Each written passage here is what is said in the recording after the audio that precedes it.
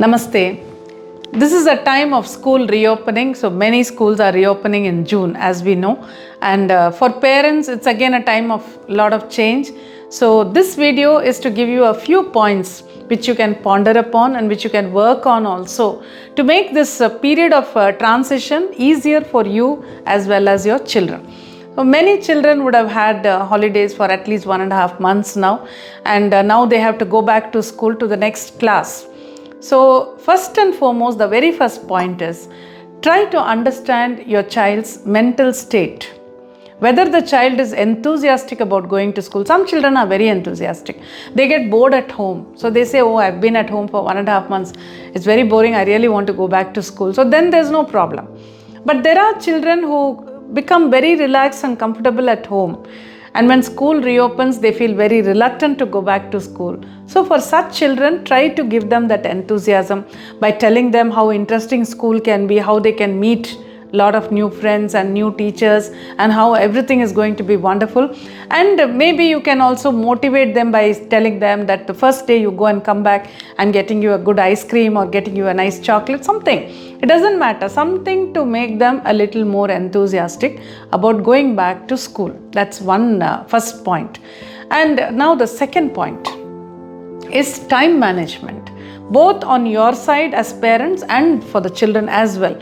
Now what happens is when we have holidays, the parents of the children are of course relaxed because they don't have to study much, and they don't have that routine of getting up early in the morning, and they can take it easy. So their entire routine would have changed during those 1.5 months. And for the parents also, if both the parents are working, then they don't have this task of getting the children or child ready in the morning. They also have to get ready. So all that hurry-burry is not there. So everybody becomes a bit relaxed. The time is a little easier on each one. Now again, when the school is reopening, it's going to become a little bit difficult for everybody. So a little bit of planning is required on the part of the parents, mainly from their side. Plan the whole day, plan the time, how you will make your child be ready in time to go to school. Sometimes you have to put the child in a bus. Sometimes you send them by auto. Some parents, maybe you take them to the school. Whatever it is, if you have to leave the house at 7:30, the child should be absolutely ready by 7:20 or 25. At least those 5 minutes should be there. It should never be that, rushing till the last minute. Maybe you have that tension, but that tension should not be passed on to the child. So make sure the child gets up in time. Now the whole point is, if all of you have to be, if both the parents are working, then you also have to get ready. So if everyone has to be ready by 7:30, then the child has to get up at least by 6 o'clock or 6:15 maximum. So all this you have to plan. You have to plan and make sure that the child goes to bed earlier also the previous night, because it all begins from there. So this time management, packing the lunch or whatever has to be done, pressing the uniform, keeping it ready, all this planning has to be done. That's the second point. Third point, as I said earlier, everyone's routine would have changed during those 1.5-2 months because school is not there. Now again, once the school reopens, a new routine has to be formed. So if your child is very small, like first standard, second standard, then there's no need to discuss with the child. You can just keep telling the child and preparing the child to go to school. But if the child is about 10 years old, 5th standard, 6th standard, 7th, or little bigger than that also, then it will really help if you sit down and discuss with your child, or if there are 2 children, then 2 children, 2 of them, sit and talk to them and tell them that, okay, from this day, school is opening. Now you have to get ready by 7:30, so you will have to get up at this time, and you will have to keep this ready on the previous evening. So make them recall all those things. Whatever habits had been formed during the holidays, which they will have to change now. Whatever routine was there, it has to definitely change now. So make them aware of it. Suddenly you say, now tomorrow you have to get up early. Children are not able to accept it. So make them aware that school is opening. So slowly everything has to change, particularly from the day the school reopens. So let the child be aware that now I will have to, pull myself up. I'll have to do this. So that discussion and what will be the daily routine, that is very important. So make sure you sit and talk to the child and prepare the child mentally. Now point number 4, every time New Year comes for people like us, adults, it's a time to make affirmations, to make resolutions for the new year, because suddenly we realize one whole year has gone and another year is beginning. So I have to at least accomplish certain things in this year which I couldn't do last year. So we quickly make resolutions. All that is there, you know, all that. Now for the children, for students, the academic year is when it's like a new year beginning for them. So you can tell your child what all they would like to achieve in this academic year, something which they could not do last year, or something which they've already achieved and maybe they want to do something better this year. Make them think about it and create some maybe 5 affirmations. This year I am getting more marks. This year I am doing everything on time, my homework and other things on time. Similarly, whatever other affirmations you can think of for your child, depending on the age, depending on the class, depending on what they do. Create those 5 or 10.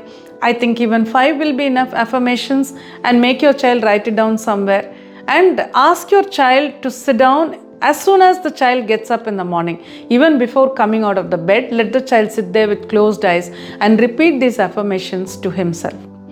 And similarly in the night, before going to sleep, let the child, even lying down, repeat the affirmations mentally. So this will give a little bit of focus to the child, and the child will be, it's like preparing the mind to achieve all these things. And definitely affirmations play a very important role. So you can teach them to do that. Now, point number 5 is spending some time with your child. This is what everyone says, but practically some parents find it very difficult. What I would suggest is, I'm not talking about 1 or 2 hours. That may not be possible for many parents who are also working. So think about 10 minutes, think about 15 minutes. That's more than enough. All you need to do is in the evening, if you are also working, then when you come back from work, as soon as you see the child, the first question is, how was your day today? If the child has some 6 periods or 7 periods, what all did you have today?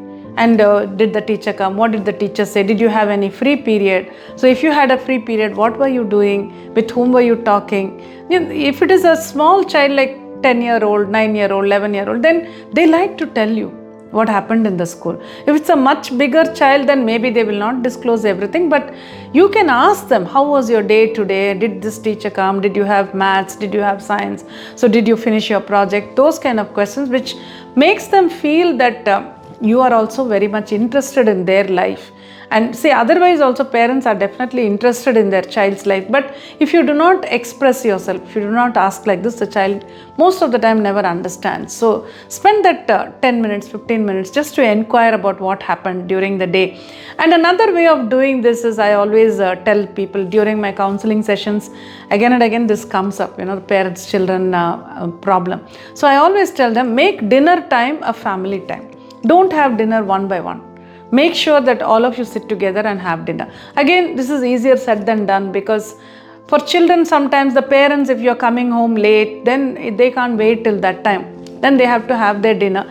Then in that case, when you're having dinner, ask them to come and simply sit with you. See, these are small things which you can do, which makes the child feel that, there is a together time. We have this family time. So that is very important. So that is point number 5. Okay, now point number 6. Many families today, I find, because I talk to so many people, I find that cooking has become a question mark. And most of the time in the evenings, if there is no time to cook, they simply order from outside and eat, which is inevitable today because the lifestyle is like that. I'm not saying don't eat from outside, you eat.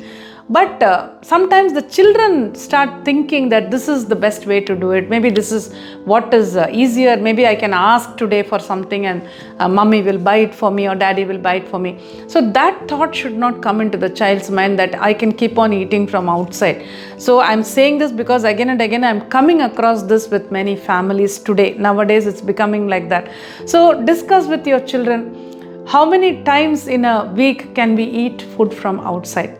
And if it is going to be junk food like pizza, burger, etc., then definitely only once in a week.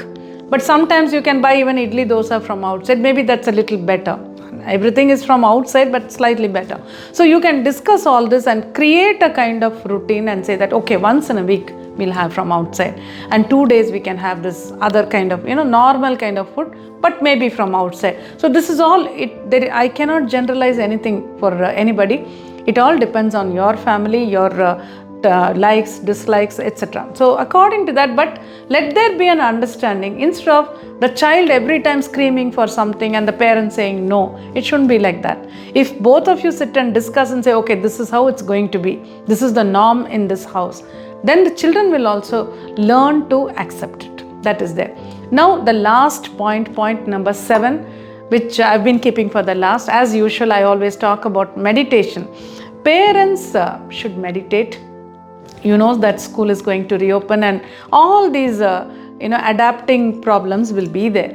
So if the parents can meditate a little earlier, few days before school reopens, every time a new academic year begins, for every child, for every parent, the biggest tension is what kind of teachers will I have this year and what kind of friends will I have. In many schools, they shuffle the students in the different sections. So every time there can be new children in the class.